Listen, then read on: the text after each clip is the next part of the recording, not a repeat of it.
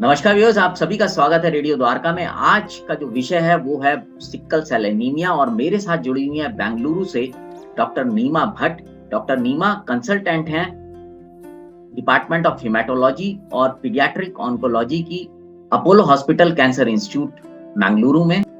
Doctor Neema, बहुत बहुत स्वागत है आपका। Thank you mister Vishal. Doctor Neema, ये सिकल सेल एनीमिया क्या होता है? तो ये अगेन आपने बहुत अच्छी टॉपिक चुनी है डिस्कस करने के लिए, क्योंकि June 19 actually world sickle cell awareness day करके मनाया जाता है। ये सिकल सेल अनीमिया जो है ये एक ऐसी खून की बीमारी है जहाँ पे खून अगर उत्पत्ति होती है तो भी वो कम मात्रा में हीमोग्लोबिन मेंटेन होता है। इसकी वजह क्या है कि जो खून उत्पत्ति होती है वो अगेन थोड़ा डिफेक्टिव है एंड जब इसमें थोड़ा स्ट्रेस आ जाता है बॉडी पे, जैसे टेम्परेचर चेंजेस, कोई बुखार या बहुत ठंड होना या कोई इन्फेक्शन, तो ये ब्लड सेल्स अपने शेप चेंज करके सिकल शेप में चले जाते हैं, जिसके वजह से बॉडी को जो ऑक्सीजन की ज़रूरत है वो ऑक्सीजन सप्लाई नहीं हो पाती। एंड इसके वजह से पेशेंट को काफ़ी सारे साइड इफेक्ट्स होते हैं, काफ़ी सारे सिम्टम्स होते हैं, जिसके बारे में हम अगले जाके बात करेंगे। ये भी एक जेनेटिक डिसीज है, मतलब जीन्स के संबंधित एक खून की बीमारी है, जिसको करेक्ट टाइम पे पिकअप करना और ठीक तरह से इलाज करना बहुत जरूरी है। डॉक्टर नीमा, इसके क्या सिम्टम्स होते हैं? जी, सो सिकल सेल अनीमिया एक्चुअली दो तरीके का है। एक वेरिएंट जो अफ्रीकन अमेरिकन पॉपुलेशन में होता है, जो अफ्रीका सब कॉन्टिनेंट में पाई जाती है, वो थोड़ा अलग तरीके का होता है। एज इन उसके सिम्टम्स बहुत ज़्यादा सिवियर होते हैं और पेशेंट्स को हाथ और उंगलियों में, छोटे छोटे जॉइंट्स में, कभी बैक पेन, कभी बोनी पेन्स, सो मल्टीपल, मतलब शरीर के बहुत सारे पार्ट्स, बहुत सारे हड्डियों में इसमें दर्द आता है। उसको हम बोलते हैं पेन क्राइसिस। ये यूजुअली लगभग शुरू हो जाता है जब बच्चा 9-10 महीने का होता है। तो बहुत छोटे बच्चों में अगर उंगलियों का सूजन होना या उंगलियों का लाल होना, हड्डियों का लाल होकर सूजन होना, these are the main symptoms. इसके अलावा हीमोग्लोबिन इन पेशेंट्स में हालांकि काफी कम रहता है, around haemoglobin of 7 to 8, maximum around 9। और इन पेशेंट्स को बुखार आना, इन्फेक्शन आने का रिस्क ज्यादा होता है, क्योंकि इनका स्प्लीन काफी यंग एज में, 5-6 ईयर्स के एज में इनका स्प्लीन जो होता है वो हम बोलते हैं ऑटोस्प्लेनेक्टमी। ब्लड कंडीशन की वजह से स्प्लीन जो काम करना बंद कर देता है। तो इसके वजह से मोस्टली पेशेंट्स को बुखार, जॉन्डिस और ये छोटे छोटे हड्डियों में दर्द, ये सारे सिकल सेल के लक्षण हैं, जो बाकी ब्लड कंडीशन से है उससे थोड़ा अलग है। अच्छा डॉक्टर नीमा, इसमें ट्रीटमेंट्स के क्या क्या ऑप्शंस अवेलेबल रहते हैं, क्योंकि बहुत छोटे बच्चों को ये परेशानी आप बता रही हैं होती है? सो जैसे मैंने बताया, दो वेरिएंट है, तो एक अफ्रीकन वेरिएंट और एक इंडियन वेरिएंट। इंडियन वेरिएंट में जो सिवियरिटी है ये बीमारी की, वो सिवियरिटी थोड़ी कम होती है। जैसे ये पेन क्राइसिस जो है वो आता है, पर only when there is temperature changes. Infections का जो फ्रीक्वेंसी है वो थोड़ा कम होता है अफ्रीकन वेरिएंट्स को कंपेयर करने पे। फिर भी इन पेशेंट्स को ब्लड क्लॉटिंग का प्रॉब्लम होना, इन्फेक्शंस आना और ब्लड ट्रांसफ्यूजन की जरूरत कभी कभी हो सकती है। तो ये जो बीमारी है ये लाइफ लॉन्ग है, मतलब जो जब शुरू होता है एज एन इन्फेंट, जो छोटे बच्चों में देखा जाता है, if it is not treated this can go on almost life long. इसके सिवियरिटी के बेसिस पे हम डिसाइड करते हैं कि इसका क्या इलाज है। यूजुअली अगर थोड़ा माइल्डर वेराइटी है, ये यूजुअली डिसीजन जो है हेमेटोलॉजिस्ट ही लेते हैं, जो खून के स्पेशलिस्ट है उनसे ही लिया जाता है। If the disease is not too severe, अगर इसके सिम्टम्स बहुत सिवियर नहीं है, तो एक दवाई है, उसको बोलते हैं हम हाइड्रोक्सीयूरिया। उससे भी इसके काफी सारे सिम्टम्स को कंट्रोल किया जा सकता है। जैसे उसके लिए ज्यादा ब्लड चढ़ाने की जरूरत नहीं पड़ती।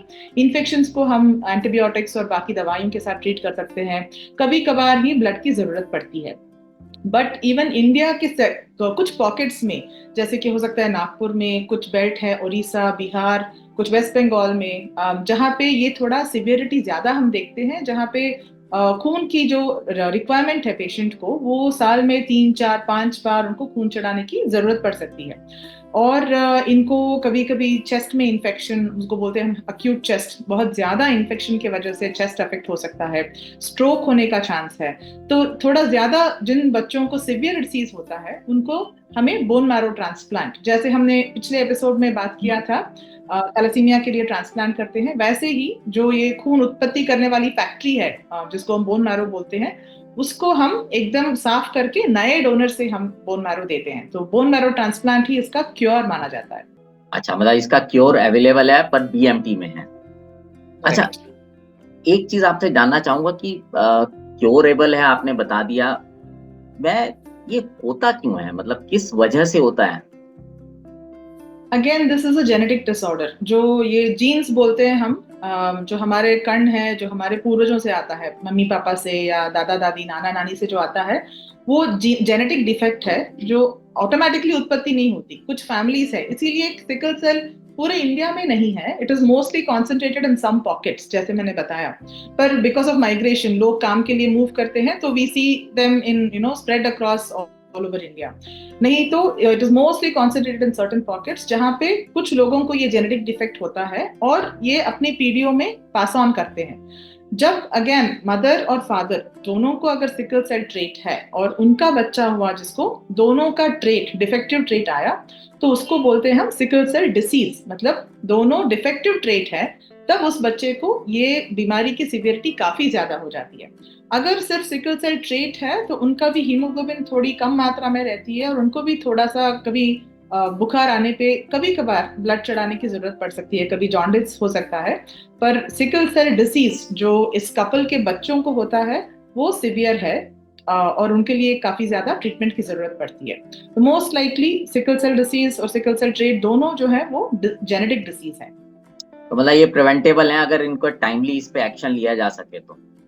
करेक्ट, प्रिवेंटेबल है अगर हम ठीक तरीके से स्क्रीनिंग करें और वी मेक श्योर दैट दोनों सिकल सेल ट्रेट के माँ और बाप एक कपल ना हो और उनके बच्चे ना हो। बट सिकल सेल ट्रेट और नॉर्मल पर्सन जिसका ट्रेट नहीं हो, अगर उनका बच्चा हो तो भी maximum child will be sickle cell trait, पर उसको डिसीज होने का चांस बहुत कम है। तो फिर से यहाँ पे जैसे हमने लास्ट एपिसोड में बात किया, कुंडलियों को मिलाने के बजाय अगर ये ब्लड टेस्ट, एक सिंपल ब्लड टेस्ट अगर हम करें, तो ऐसी बड़ी बीमारी को भी हम प्रिवेंट कर सकते हैं, एंड बाय रेजिंग अवेयरनेस। तो इसीलिए भी सेलिब्रेट दिस अवेयरनेस डेज, क्योंकि काफी तर लोग जानते नहीं है कि ऐसी कोई बीमारी है, इतनी बड़ी बीमारी है जिसको एक छोटे ब्लड टेस्ट से हम प्रिवेंट कर सकते हैं।